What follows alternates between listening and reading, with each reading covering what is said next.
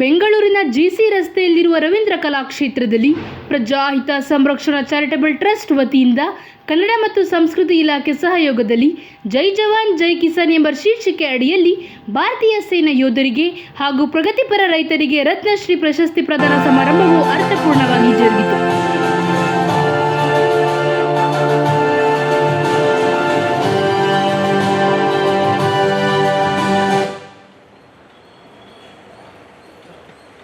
ಕಾರ್ಯಕ್ರಮದ ಘನ ಉಪಸ್ಥಿತಿಯಲ್ಲಿ ವಿಶ್ರಾಂತಿಯ ನ್ಯಾಯಮೂರ್ತಿ ಸಂತೋಷ್ ಹೆಗಡೆ, ಶ್ರೀನಿವಾಸ್ ಮಂಜುನಾಥ್ ಫೌಂಡೇಶನ್ ಅಧ್ಯಕ್ಷರಾದ doctor S Manjunath, ABB Manjanna, ಸಮಾಜ ಸೇವಕರಾದ ಸಂದನ ಬಸಪ್ಪ ಬಿರಾದರ್ ಸೇರಿದಂತೆ ಹಲವು ಗಣ್ಯರು ಆಗಮಿಸಿದರು.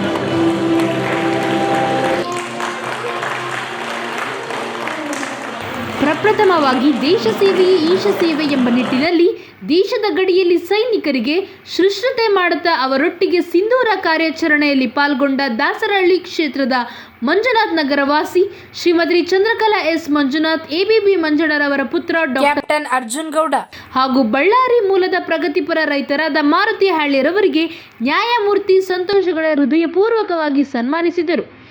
ನೀ ಮುನ್ನುಗ್ಗಿದೆ ನನ್ನ ಕಾಲುವೆ ಜನಗಣಮನ ಎದೆಯತ್ತಿದೆ ರೇಡಿಯೋ ನನ್ನೇ ಹುಟ್ಟಿದೆ ಜಾಹೋ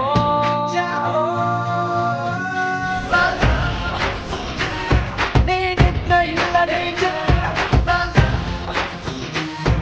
ಈ ದೇಶಕ್ಕೆ ಯೋ ಕೂಡ ನನ್ನೇ ಹುಟ್ಟಿದೆ ನಿಂಗೆ ಜಾಹೋ.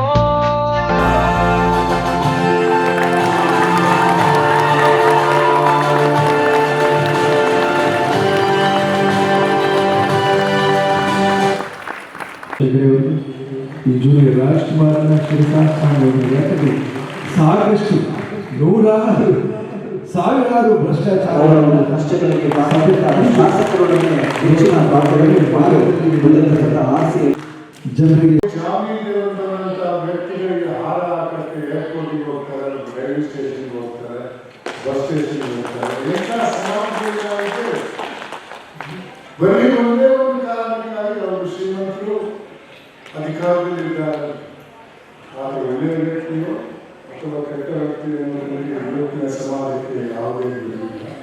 ಆದ್ದರಿಂದ ಸಮಾಜವೇ ಬದಲಾವಣೆ ಎಲ್ಲರಿಗೂ ಶ್ರೀಮಂತರಾಗಬೇಕು. ಎಲ್ಲ